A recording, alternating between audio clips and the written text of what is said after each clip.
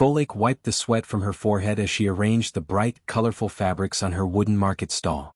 The morning sun was already hot, and it was not even 9 o'clock yet. She had been working at this market in Lekki for 7 years now. 7 years of waking up before dawn, arranging fabrics, selling to customers and counting small coins at the end of each day. Her hands were rough and her back ached, but she smiled at the customers who passed by. She had learned to smile even when she was tired. She had learned to smile even when she was sad.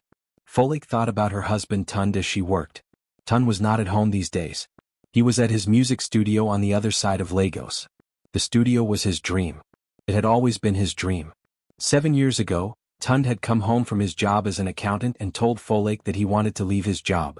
He said he wanted to open a music studio where young artists could come and make their music. Folake's mother had shouted at him. Folake's sisters had cried. But Folake had held his hand and said yes. She had said yes even though she was afraid. In those early days they had no money. Tund needed money to buy equipment for the studio. He needed money to rent a space. He needed money for so many things. Folake looked at all the things she had and she began to give them away. First, she sold her grandmother's gold bangles. These bangles were very old and very beautiful. Folake had worn them since she was a girl, and they made her feel like she was connected to her family. But when she sold them she did not cry. She gave the money to Tund and she told him to use it for his dream. Then she began to work harder. She worked at the market during the day, selling fabrics to people who came to buy cloth for their dresses and clothes. But that was not enough money. So in the evenings she began to work as a cleaner in office buildings in Victoria Island. She would clean desks and floors while other people slept. Her hands became rough from the cleaning chemicals. Her back bent from bending over and scrubbing. But she gave all the money she made to Tund. Every coin. Every note. All of it. Tund's family gave money too. Folake's sisters borrowed money from their own husbands and gave it to help. Folake's mother, even though she was angry at first, she also helped. She gave her savings. Everyone gave because Folake believed in this dream. And because Folake believed, they believed too. Folake talked about the studio as if it was already real. She talked about the young musicians who would come there. She talked about the beautiful songs that would be made there. She made everyone feel like this dream was possible. During these 7 years, Folake did everything to help Tund. She did not just give him money. She did so much more than that. When Tund sat in their small room and felt sad because the studio was not making money, Folake sat with him. She held his hand. She told him stories to make him laugh. She reminded him that all new things take time. She reminded him to be strong. She made him eat good food even when they did not have money for good food. She took care of his mother when his mother was sick. She helped his friends. She helped everyone because she loved Tund so much. Folake also helped the studio itself. She could not work at the studio every day because she had to work at the market, but on the days she was free she went to the studio. She helped Tund organize things. She helped him keep the accounts. She sat with the young musicians who came and listened to their stories. She made them tea. She cleaned the studio space. She did so many small things that no one counted. No one wrote these things down. No one said thank you for these things. But Folake did them because she loved Tund and she loved his dream. Years passed like this. 1 year, 2 years, 3 years, 4 years, 5 years, 6 years. And then 7 years. During these 7 years many things happened. Sometimes they had enough money. Sometimes they did not have enough money. Folake's hands became very rough. Her back hurt all the time. She was very tired.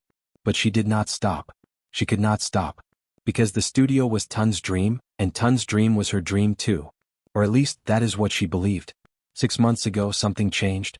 The studio suddenly started to make good money. Many young artists came to record their songs there. The music that was made at the studio became popular. Radio stations played the songs. People all over Lagos talked about Tund's studio. Tund became famous. People knew his name now. They wanted to work with him. Folake was so happy when this happened. She cried tears of happiness. She told Tund that she always knew this would happen. She told him that all his hard work and their sacrifice had finally paid off. Folake thought that now finally their life would be easy. She thought that now she could stop working so hard. She thought that maybe now she could go back to school. When she was young, Folake had wanted to be a teacher. She had wanted to teach children and help them learn to read and write. But she had never gone to university because her family did not have enough money. She had dreams of opening a small school where poor children could come and learn. This was her dream, the dream that she had put away when she married Tund. She thought that now finally she could start this dream. But something was wrong. Tund was different now. When Folake tried to talk to him about her dreams, he looked angry. When Folake tried to kiss him, he turned away. When Folake tried to touch his face, he moved back. He spent long nights away from home. When he came home, he smelled like expensive perfume. Expensive perfume that Folake could never afford to buy. He spoke to Folake in a cold voice. He said that she did not understand his vision. He said that she was always complaining. He said that she was lazy. All the things she had done he seemed to forget. All the sacrifice he seemed not to see. Folake tried very hard to understand what was wrong. She tried to make him happy. She cooked his favorite foods. She cleaned their home until it was perfect. She wore the nice clothes that she still had from before. But nothing worked. Tun was still cold. Tun was still angry. Folake did not know what she had done wrong. And then, on a Tuesday morning, everything changed. Folake was getting ready to go to the market when she heard a knock on the door. A man in a uniform stood there. He gave her a white envelope. His face was very serious. Folake opened the envelope with shaking hands. Inside were papers. Legal papers. Words that were very difficult to understand. But one word she understood very clearly. The word was divorce. Tun was taking her to court. Tun was divorcing her. Folake sat down on the floor. She could not stand anymore. Her legs would not hold her up. She looked at the papers in her hands. These papers said that Tund wanted to end their marriage. These papers said that he wanted to keep everything. The studio. The money. Everything. These papers said that Folake had nothing. After 7 years she had nothing. She thought about all the gold bangles she had sold. She thought about all the nights she had cleaned office buildings while other people slept. She thought about all the time she had spent helping Tund in his dream. And now it was all gone. All of it was gone in one white envelope. Folake sat in the small office of a lawyer that her cousin had found for her. The lawyer's name was Adana, and she was a woman with a serious face and kind eyes.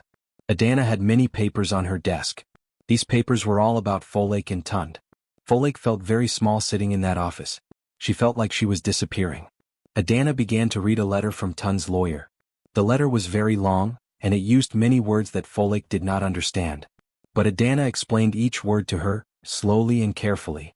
The letter said that the music studio belonged completely to Tund. The studio was worth 50 million naira. 50 million naira was so much money that Folake could not even imagine it. The letter said that Folake had no right to any of this money because she had not put her name on anything. The letter said that everything Folake had done for 7 years was not real work. It was just something a wife does for her husband. It was not business. It was not real. The lawyer's words cut Folake's heart like a knife. Adana read the most painful words slowly. The letter said that Folake's 7 years of work, 7 years of sacrifice, 7 years of sleepless nights had no legal value. It said that when a wife helps her husband, this is not business. This is just marriage. And in the eyes of the law, a wife helps her husband for free. A wife does not get paid for love. A wife does not get paid for sacrifice. This is what the letter said. Folake felt like she could not breathe. She felt like the air in the room was very heavy. She tried to drink water, but her hands were shaking so much that she almost dropped the cup.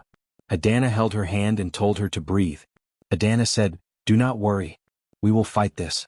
But first you need to know everything. You need to know the truth." Folake asked Adana what she meant. Adana said that there was more to tell. Adana had done some investigation.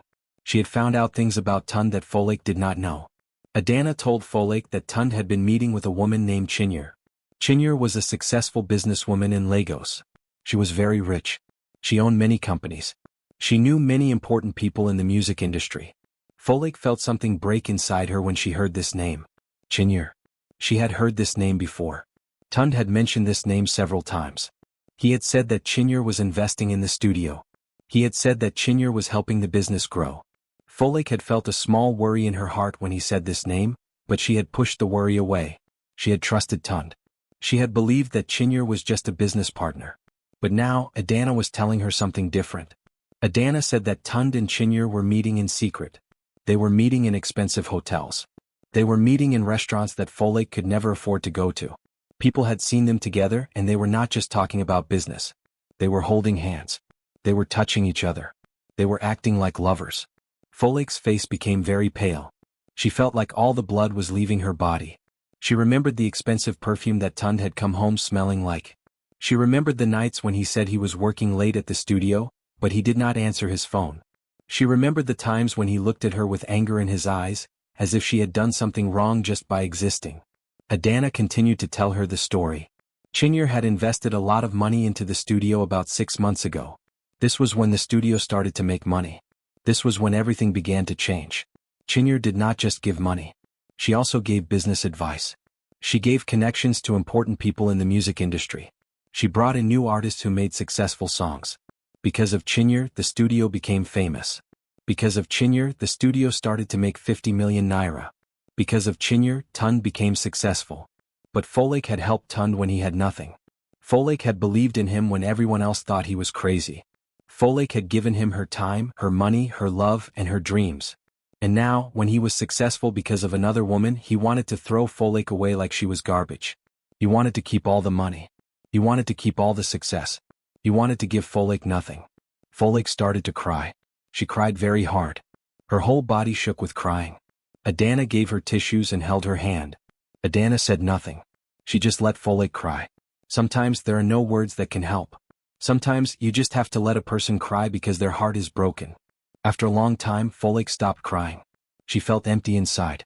She felt like there was nothing left of her. She had given everything to this man, and he had taken everything. Not just the money. Not just the success. He had taken her hope. He had taken her future. He had taken her belief that love was enough. Folake asked Adana a question. She asked, "What should I do?" Adana looked at her and said, "We will go to court. We will fight for you. But I need to tell you something. This will not be easy. Tund's lawyer is very good. Tund has money for a very expensive lawyer. And the law does not always help women like you. The law is made by men, and men often think that a wife's work has no value." But Adana also said something else. She said, "However, we have something that they do not have. We have the truth. We have evidence. We have people who can say that you helped Tund. We have your bank records that show you gave him money. We have witnesses. And most importantly, we have you. We have a woman who is strong enough to fight for what is right." That night, Folake went home to her small room. She sat on her bed and looked at the walls. She thought about all the things that had happened. She thought about how happy she had been just a few months ago. She thought she and Tund were building something together. She thought they were a team. She thought their love was real. But it had all been a lie. Or maybe it had been real once, but Tund had changed. When he became successful, he did not remember the person who had helped him become successful. He only remembered the woman with money. He only remembered Chinyere. Folake's phone rang. It was her mother. Her mother had heard the news. Everyone was talking about it. Folake's mother was very angry at Tund. She wanted to go to his house and shout at him. She wanted to tell him what a bad man he was. But Folake asked her mother not to do this. She said, "Mother, please do not go. Let me handle this. I need to do this myself." Folake's mother was quiet for a moment. Then she said, "You are braver than me, my daughter. I do not know how you are so brave." But Folake did not feel brave. She felt broken. She felt like she was falling into a very deep hole and there was no bottom. But she knew that she had to get up. She knew that she had to fight. Not because she wanted to fight with Tund, but because she had to fight for herself. She had to fight for her daughter Zara. She had to fight because no one else would fight for her. The next morning, Folake woke up early as she always did. She put on her old dress. She went to the market. She arranged her fabrics. She smiled at the customers. On the outside she looked like the same Folake. But inside something had changed.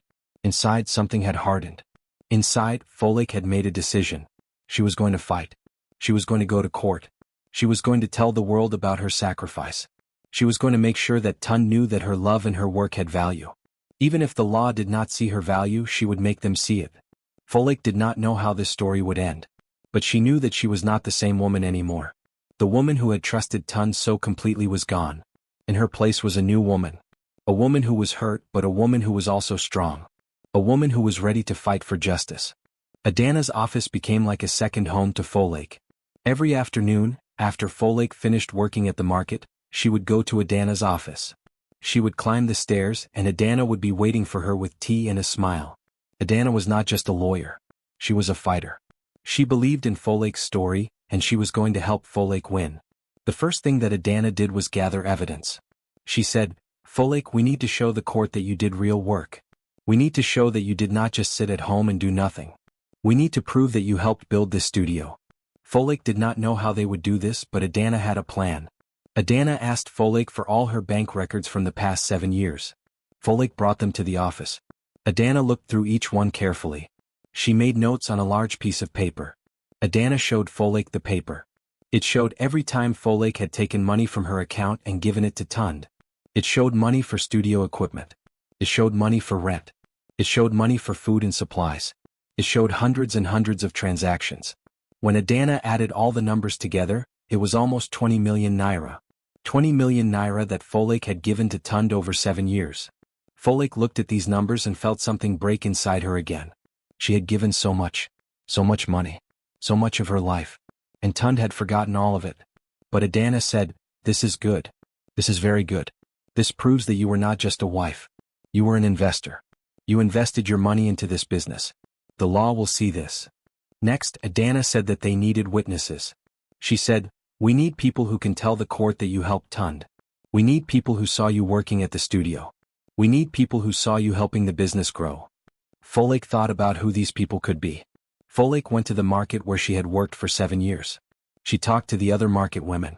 She told them about the court case. She asked if they would speak for her.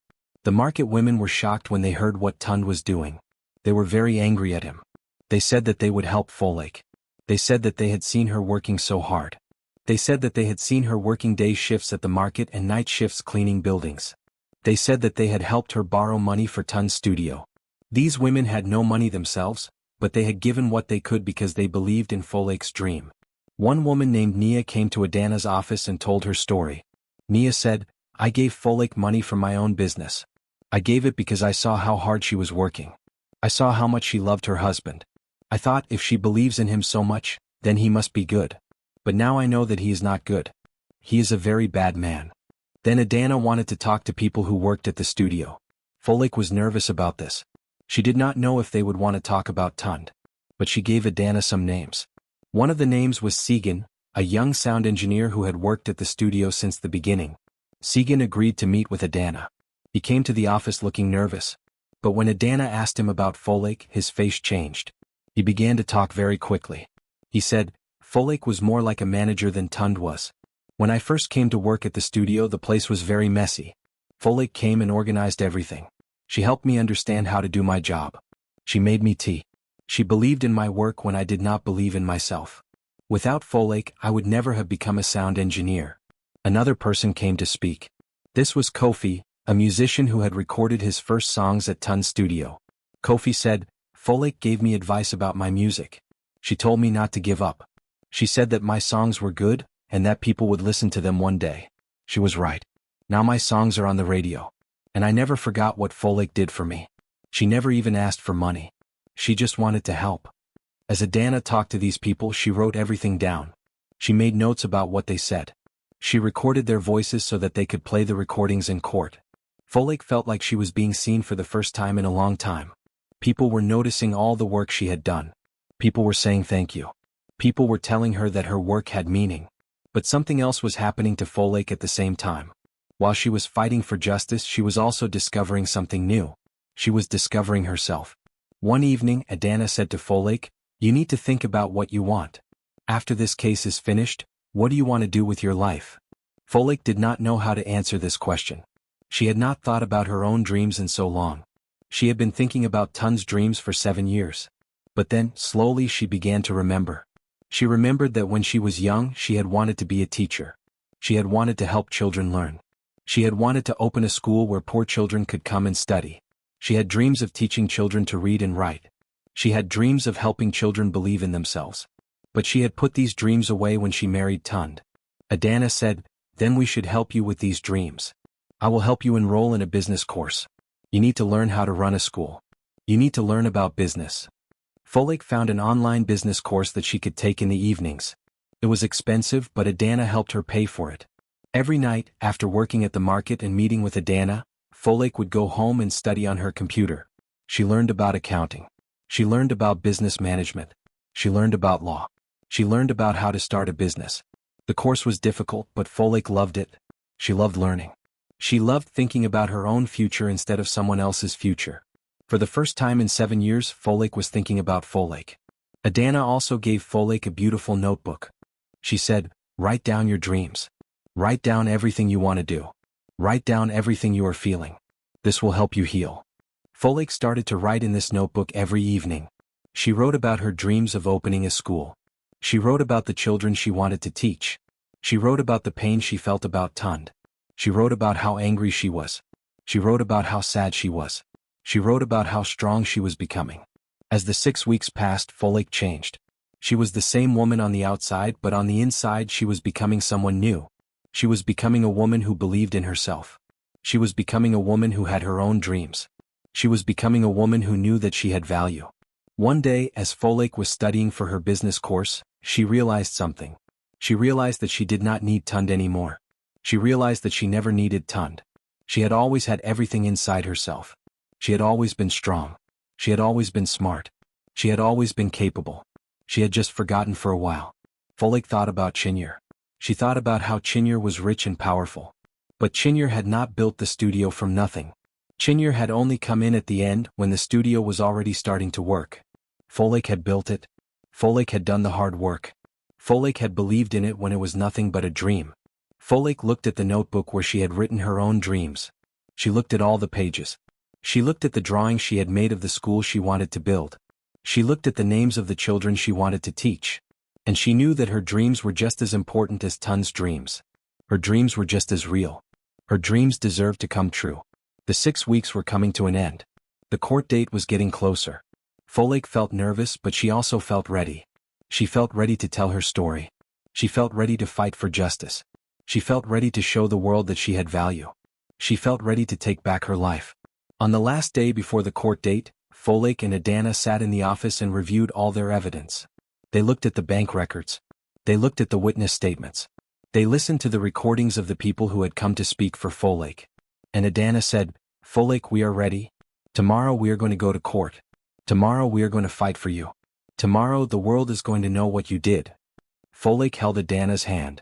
She said, "Thank you. Thank you for believing in me. Thank you for helping me see that I have value. Thank you for helping me remember my own dreams." That night, Folake did not sleep much. She was too nervous, but she was also excited. She was excited to tell her story. She was excited to fight for justice. She was excited about her future. For the first time in 7 years, Folake was excited about her own life. The courthouse in Lagos was very big and very cold.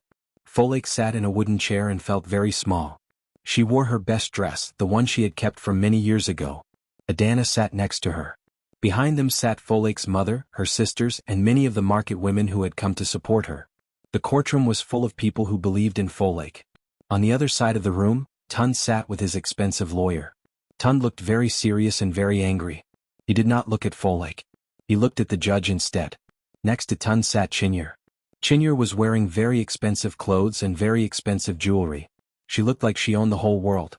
But she also looked nervous. She kept looking at her phone as if she wanted to leave. The judge came into the room. Everyone stood up. The judge was a woman. She was an older woman with a strong face and intelligent eyes. Her name was Judge Okafor. Judge Okafor had a reputation for being fair. She was known for making decisions that helped people who did not have power. This gave Folake hope. The case began. Tund's lawyer stood up first. He spoke for a very long time. He said that Tund owned the studio completely.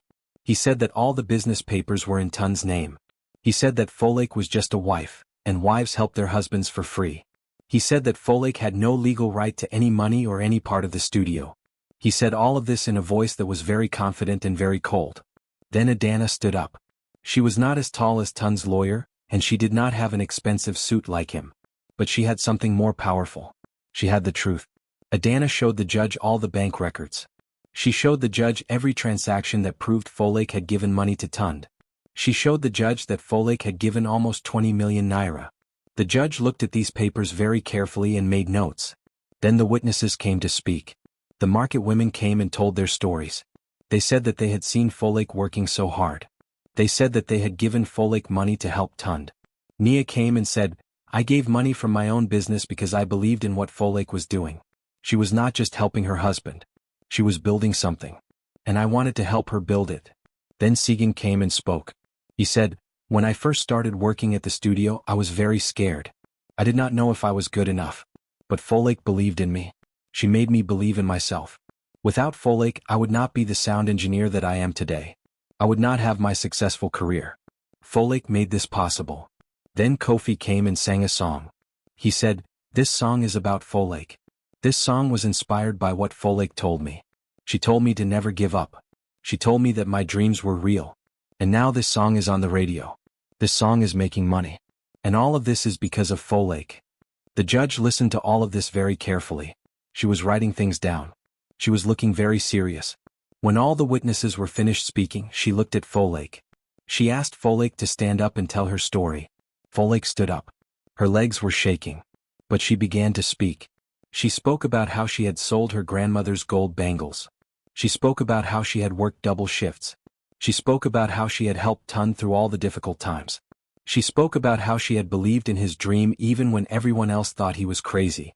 She spoke with tears in her eyes, and many people in the courtroom also began to cry. When folklore finished speaking, the judge asked her one question. She asked, "Folklore, do you believe that you helped build this studio?" Folklore said, "Yes. I believe that I did. I did not just give money. I gave my time. I gave my love. I gave my dreams. I gave everything." The judge nodded. She said, "I see. Thank you for your honesty." Then the judge told everyone to come back to the courthouse the next day to hear her decision. Folklore did not sleep that night. She sat in her room and waited. She thought about what might happen.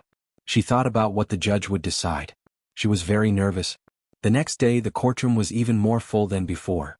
Everyone wanted to hear the judge's decision. The judge came in and sat in her chair.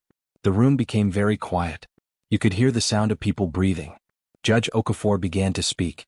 She said, "I have listened to all the evidence. I have listened to all the witnesses. I have read all the documents. And I have made my decision." The room was completely silent. No one moved. The judge said, "It is true that the studio is registered in Tun's name.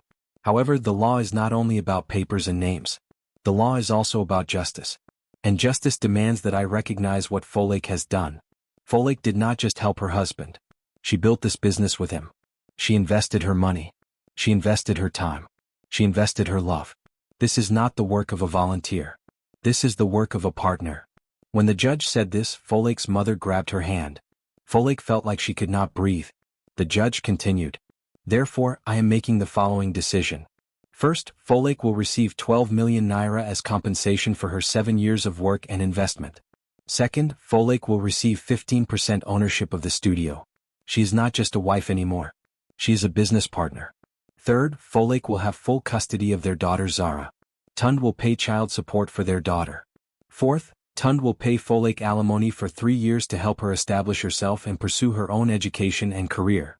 The judge paused and looked at Folklore. She said, "Folklore, you are a brave woman. You sacrificed your own dreams to help your husband. But I hope that now you will pursue your own dreams. I hope that you will build your own future." Then the judge said something very important. She said, "I am also writing a special decision about this case. I want this decision to be remembered. I want other women to read this decision and know their rights. I am writing that a woman who dedicates 7 years of her life to building her husband's business is not a volunteer. She is a partner. She has rights. She deserves to be recognized. She deserves to be paid." When the judge finished speaking, the courtroom exploded with noise. Folklare's mother screamed with happiness. Her sisters cried. The market women clapped their hands. Adana hugged Folklore very tight. Folklore felt like she was floating. She could not believe what had just happened. On the other side of the room, Tund looked like all the blood had left his body. He looked like he was going to be sick. And Chinyere, the rich businesswoman, she stood up very quickly. She looked at Tund with disgust. She took out her phone and began to type something. Then she stood up and left the courtroom. She did not even look back. She did not say goodbye. She just left. As Folklore was leaving the courtroom, a newspaper reporter came to her and asked to take a picture. Other reporters asked her questions. They wanted to know her story. They wanted to know how she felt. Folklore told them everything. She told them about the 7 years. She told them about the sacrifice. She told them about the betrayal. She told them about the judge's decision. That evening, Folklare's picture was on the news. The judge's decision was on the news. The whole city was talking about Folklore. People texted her and called her to congratulate her. Strangers sent her messages of support. Many women sent her messages saying that her story had helped them. They said that they were going to fight for their own rights too. Folklore sat in her small room that night and looked at the phone. She looked at all the messages. She looked at all the pictures of herself in the newspaper, and she realized that she had done it. She had fought for justice. She had won. Not just for herself but for all the women like her. Women whose work is not seen. Women whose sacrifice is not counted. Women who build things but are not given credit. Folake thought about what the judge had said. She thought about pursuing her own dreams. She thought about the school she wanted to open. She thought about the children she wanted to teach. And she smiled. For the first time in a long time, Folake smiled because she was thinking about her own future. 6 months after the court case, Folake walked into the University of Lagos for the first time. She felt very nervous. She was older than most of the other students. Her hands were still rough from years of market work and cleaning buildings. But she held her head high and walked to her classroom. Inside the classroom, she sat down and opened a new notebook. On the first page, she wrote her name and the date. Then she wrote these words: "This is my dream. This is my time." The business management program was very difficult. Folake had to study accounting, finance, marketing, and law. Many nights, she sat in her small room with her computer, studying until very late. She had to work at the market during the day and study at night. She was very tired. But she did not stop. She remembered what the judge had said. The judge had told her to pursue her own dreams. Folake was going to do exactly that. Her daughter Zara was now 6 years old. Zara was in school and she was a very smart child. Zara loved to read. She loved to learn. Every afternoon, when Folake picked Zara up from school, Zara would sit next to her mother and watch her study. One day Zara asked her mother, "Mama, why are you studying so much?" Folake looked at her daughter and said, "Because I want to show you something, Zara. I want to show you that a woman can follow her own dreams. I want to show you that it is never too late to be who you want to be." Zara did not fully understand these words, but she understood that her mother was doing something important. She understood that her mother was strong. She understood that her mother was fighting for something. And Zara was proud of her mother. Every month, Folake received money from the studio. This was her 15% equity stake. The money came automatically to her bank account. At first, Folake could not believe that this money was real. She had fought so hard for this money. And now it was just appearing in her account every month. This money meant that Folake did not have to work at the market anymore if she did not want to. This money meant that Folake had freedom. This money meant that Folake could choose how to spend her time. One day, Adana came to visit Folake. Adana said, "Folake, I have been thinking about you. I have been thinking about your case. Do you know that many other women have come to me? They have come because they heard about your story. They want to know if they can do what you did. They want to know if they can get justice too." Folake felt something stir in her heart. She realized that her story had meaning. Her story had helped other people. Her pain had become something useful. Adana said, "I think you should start a business. I think you should help these women. You know what it is like to sacrifice everything for someone else. You know what it is like to have your work not recognized. You know what it is like to fight for justice. These women need someone like you. They need someone who understands their pain." Folake began to think about this idea. She thought about it while she was studying for her exams. She thought about it while she was at the market. She thought about it while she was putting Zara to bed. And slowly, an idea began to form in her mind. An idea that was even bigger than her dream of opening a school. When Folake finished her business management diploma, she was ready. She rented a small office in Surulere, not far from the market where she had worked for so many years. The office was very simple. It had one desk, 2 chairs, and some filing cabinets. But it was hers. It was her own space. Folake named her business Women's Enterprise Solutions. She put a sign on the door. The sign had her name and the name of her business. When Folake saw that sign, she felt very proud. This was her business. This was her dream. Folake's business helped women entrepreneurs. But it did more than just help with business. It helped women who had been hurt by men. It helped women who had sacrificed everything for their husbands and had received nothing in return. It helped women who did not know that they had rights. Folake became like a guide for these women. She showed them the path to justice. The first woman who came to Folake's office was a woman named Blessing. Blessing looked exactly like Folake had looked 6 months ago. She had the same sad eyes. She had the same broken heart.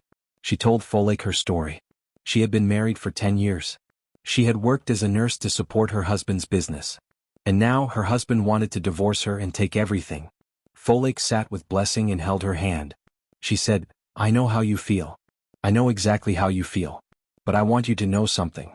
You are not alone. And you are not helpless. You have rights. and I will help you fight for them. Folek introduced Blessing to Adana. Together they built a case for Blessing just like they had built a case for Folek. Blessing went to court and won her case too. She received money and a stake in her husband's business. When Blessing left Folek's office after her victory, she hugged Folek and cried happy tears. More and more women came to Folek's office. Some women had invested money in their husband's business. Some women had worked without pay. Some women had been cheated by their husbands. Some women had been abandoned. Each woman had a different story, but they all had the same pain. And Folek understood that pain. She helped each woman fight for justice. One day, a young girl came to Folek's office. The girl was only 18 years old. She said her name was Chioma. Chioma said, "I heard about you. I heard about what you did. I want to tell my father that he cannot treat my mother the way he treats her. I want my mother to know that she has rights. Will you help my mother?" Folek looked at this young girl and felt tears in her eyes. She realized that her fight for justice was not just about her. It was about the next generation. It was about teaching young girls and young boys that women matter. It was about teaching them that women's work has value. It was about changing the world. Folek said to Chioma, "Yes, I will help your mother. And I will help you too. I will help you understand that you deserve to be respected. That all women deserve to be respected." Years passed. Folek's business grew. She hired other lawyers and counselors to help her. She opened more offices. She trained other women to help women. She became known all over Lagos as the woman who fought for women's rights. People called her the champion of women.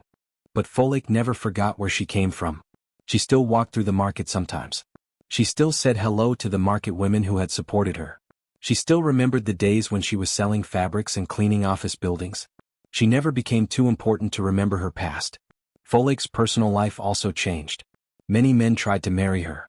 Men wanted to marry the famous woman who had won her court case. But Folek said no to all of them. She said, "I do not need a man. I am happy by myself. I have my daughter. I have my business. I have my dreams. That is enough for me." Zara grew up watching her mother work. She grew up seeing her mother help women. She grew up understanding that her mother was strong and independent. When Zara was older, she said to her mother, "Mama, I want to be like you. I want to help people too." Folek smiled and said, "Then you will, my daughter. You will." One day, Folek received an invitation. The invitation was from the University of Lagos. They wanted Folek to speak to the students about her experience. They wanted her to teach the students about women's rights and business. Folek accepted the invitation. When Folek stood in front of the university students, she saw herself in their faces. She saw young people who had dreams. She saw young people who believed that they could change the world. She told them her story. She told them about the 7 years of sacrifice. She told them about the betrayal. She told them about the court case.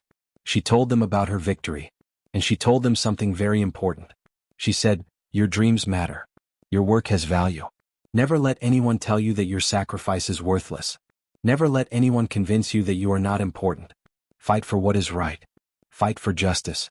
Fight for yourself." The students gave her a standing ovation. They clapped for a very long time. And Folek felt like her heart was going to explode with happiness. She felt like all the pain she had suffered had meaning. She felt like all her sacrifice had been worth it. That evening, Folek sat in her office and looked at the pictures on her wall. There was a picture of her with Zara. There was a picture of her receiving her business diploma. There was a picture of her with Adana. There was a picture of her at the courthouse. There was a picture of her speaking at the university. These pictures told the story of her journey.